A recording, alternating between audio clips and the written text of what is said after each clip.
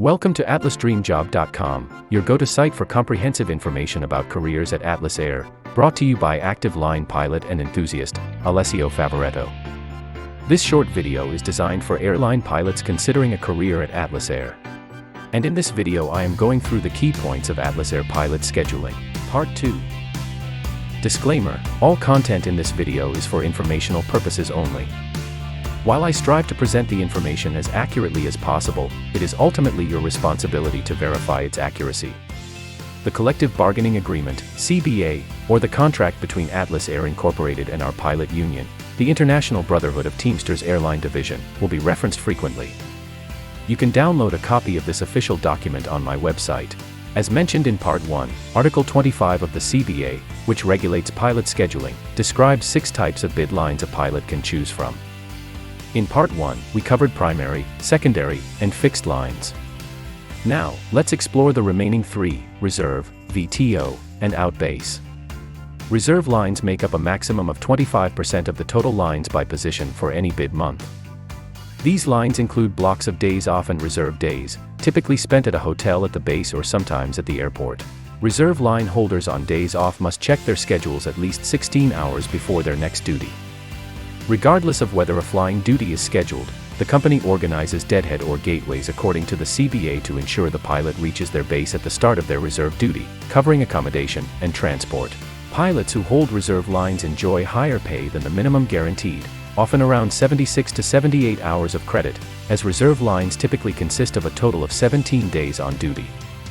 Whether the reserve pilot ends up operating a flight or deadheading to another base, or remaining in hotel reserve, they still get paid the daily rig time of 4.85 hours and receive a daily per diem. Reserve duty at a hotel can last up to 12 consecutive hours, during which the pilot must be contactable, followed by 12 hours of rest. Pilots must report for duty within 90 minutes of contact. Assignments are made based on seniority order when multiple crew members are available, with an option to accept or pass the assignment. Let's now learn about VTO lines. Pilots who bid for these lines are essentially bidding blind, as a VTO line can turn into primary, secondary, or even reserve lines. These lines may include dropped block hours, new flying added to the schedule, or coverage for conflicts from initially awarded or unassigned lines. VTO lines offer junior pilots the chance to secure favorable trip pairings. However, these pilots need more patience, as they participate in a second round of bidding with other VTO holders. This process takes an additional week, so VTO bidders don't learn their awarded schedule until the 24th of the month. Outbase assignments allow pilots to be based overseas for up to an entire bid month. The number of these assignments for any given fleet type is capped at 7% of the total crew members per fleet. Pilots assigned to an outbase receive a monthly guarantee of 130 hours, which is more than double the minimum guaranteed hours. This is because pilots can be scheduled for duty for up to 30 days with no days off, other than the mandatory FAA rest periods and the provisions in the CBA. And don't forget, for every day on duty, regardless of flying hours, pilots at Atlas are compensated 4.85 hours per day. Over 30 days, this means your pay rate will be multiplied by 145 hours, exceeding the 130-hour guarantee. You can learn more about Atlas Air compensation in my other videos. If the company cancels an outbase assignment after it has started, the crew member is still entitled to 17 days of pay plus an additional 3 hours of credit for each extra day, up to a total of 130 hours. Pilots can also withdraw from an outbase assignment, but must fly any existing operating leg on their trip pairing departing within 72 hours of the withdrawal notice or complete a 17-day trip pairing back to their permanent base. Assignments are offered by system-wide seniority to qualified crew members, considering equipment type, seat, visa requirements, and other necessary qualifications.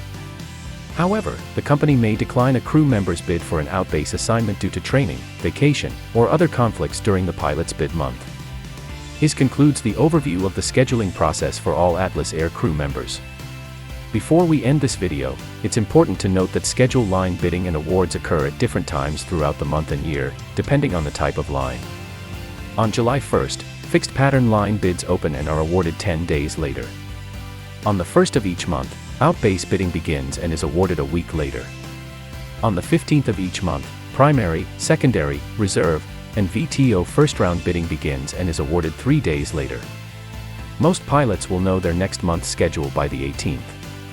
On the 22nd of the month, the second round of VTO bidding reopens and is awarded 2 days later.